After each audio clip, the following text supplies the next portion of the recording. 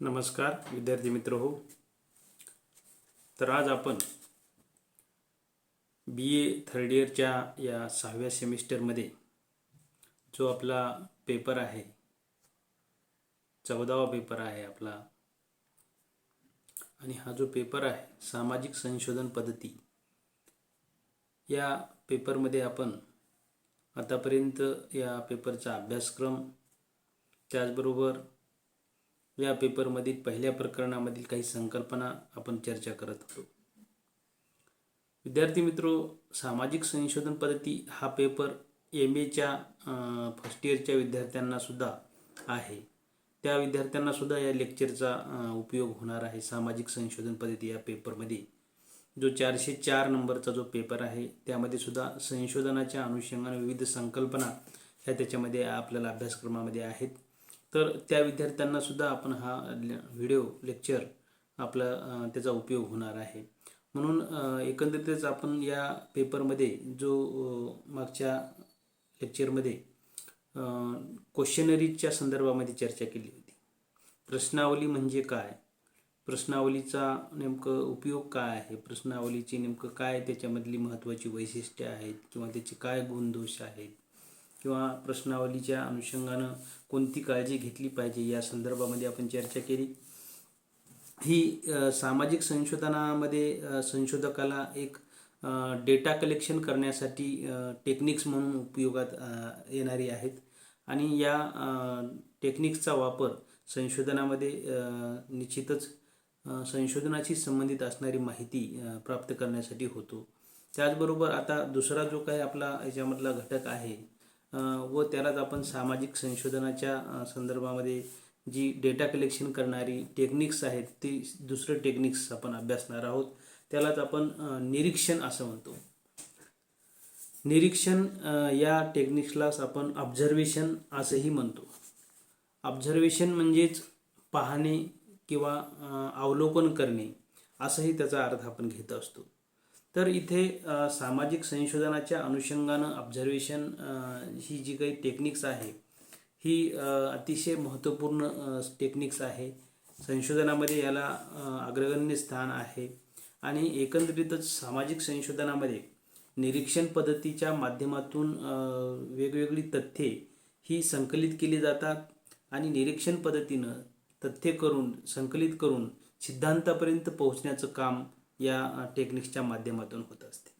मित्रहो, निरीक्षण हा शास्त्राचा एक पाया मानला जातो आणि सर्वसामान्य निरीक्षणापेक्षा शास्त्रीय निरीक्षण हे अधिक वस्तुनिष्ठ असतं.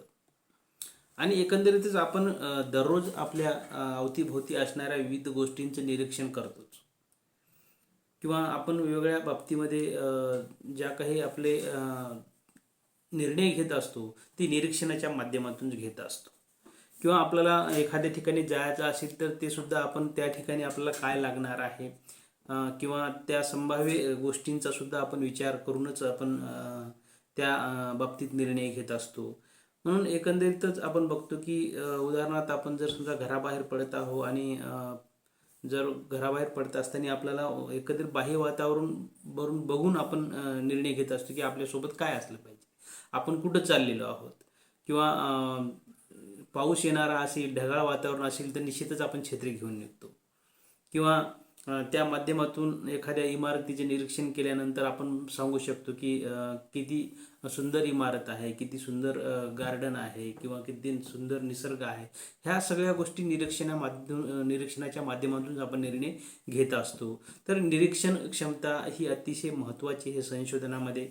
आपल्या निर्णयापर्यंत पोहोचण्यासाठी किंवा आपल्याला जी महत्त्वपूर्ण तथ्ये कलेक्ट करायची असतात त्या संदर्भामध्ये सुद्धा आपल्याला निरीक्षणाच्या माध्यमातून ती कलेक्ट करता येत असतात.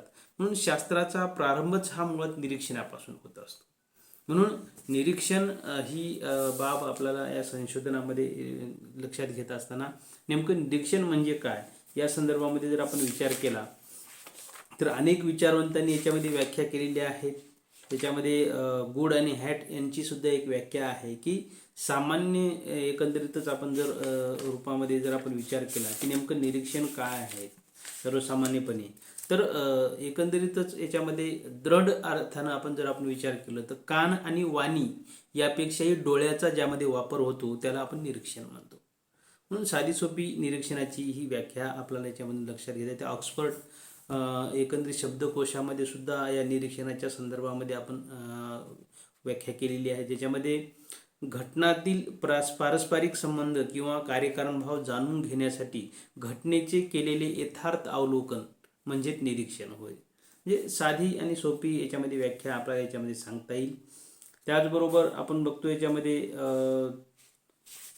या निरीक्षणाच्या संदर्भामध्ये निरीक्षण हा शास्त्राचा पाया आहे असं गुडन हॅट यांनी म्हटलेलं आहे. कारण शास्त्रीय सिद्धांत मांडण्यासाठी किंवा शास्त्रामध्ये सिद्धांत मांडण्यासाठी निरीक्षणाचा उपयोग हा केला जातो. ही बाब याच्यामध्ये एक महत्त्वाची आहे. त्याचबरोबर याच्यामध्ये पॉलिन यंग यांनी सुद्धा असं म्हटलं आहे की निरीक्षण हे डोळ्याद्वारा विचारपूर्वक केले जाणारे एक अध्ययन आहे. आणि त्या अनुषंगानं जर आपण या निरीक्षणाच्या संदर्भामध्ये जर काही महत्त्वपूर्ण त्याची वैशिष्ट्ये जर बघायची म्हटलं तर निरीक्षण ही एक डायरेक्ट मेथड आहे, ज्याला आपण प्रत्यक्ष पद्धती असं म्हणू.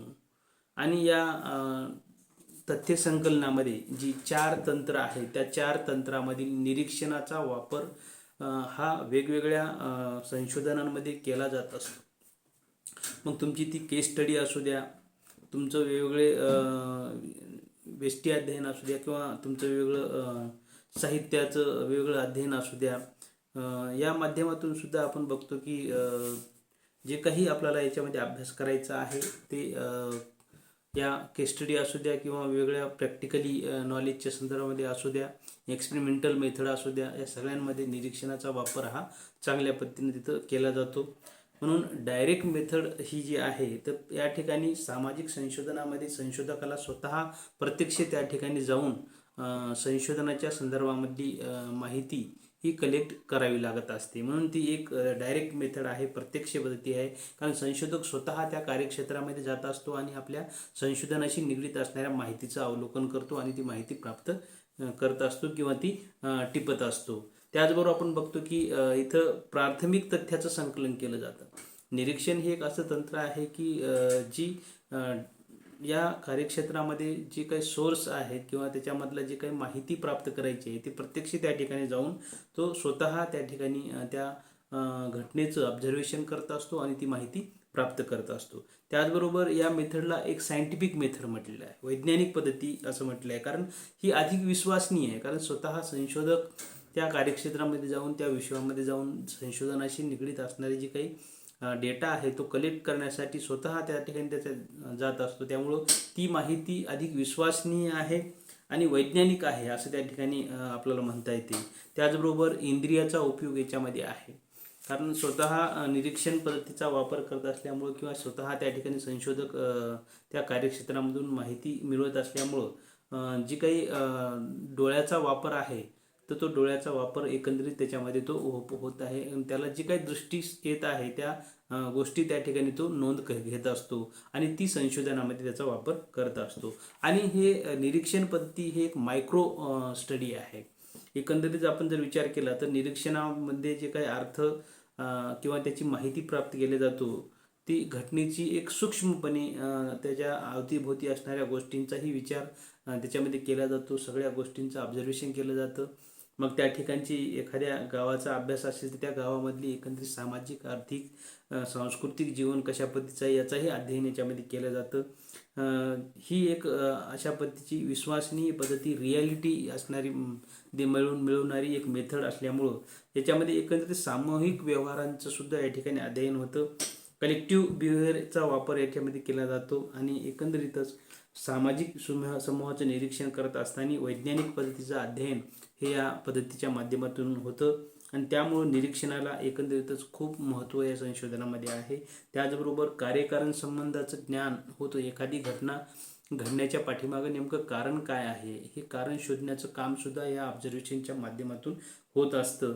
ही बाब याच्यामध्ये एक महत्त्वपूर्ण आपल्याला लक्षात येईल. त्याचबरोबर एकंदरीत लक्ष केलं तर आपण या निरीक्षण पद्धतीमध्ये नेमकं याची गुण काय आहेत, नेमकं याची काय याचे फायदे आहेत. तर पहिली गोष्ट म्हणजे की सोपी आणि स्वाभाविक पद्धती आहे, प्राथमिक स्वरूपाची तंत्र आहे. अतिशय साधं सोपं तंत्र आहे की स्वतः संशोधक त्या ठिकाणी जातो, त्या संशोधनाशी संबंधित असणारी जी काही माहिती प्राप्त करायची तर त्या ठिकाणी तो ऑब्झर्वेशनच्या माध्यमातून करत असतो आणि एकंदरीतच प्रायमरी स्वरूपाचं हे टेक्निक्स ह्याच्यामध्ये आहे. दुसरी गोष्ट याच्यामध्ये अधिक विश्वसनीयता आहे, यथार्थता आहे. त्याचबरोबर संशोधकाला एखाद्या संशोधनाच्या संदर्भामध्ये काही हायपोथिसिस मांडणी करायची असेल तर हायपोथिसिसच्या संदर्भामध्ये निर्मितीमध्ये सुद्धा ही ऑब्झर्वेशन मेथड सहाय्यक होत असते. त्याचबरोबर ऑब्झर्वेशन मेथड ही लोकप्रिय स्वरूपाची तंत्रपद्धती आहे.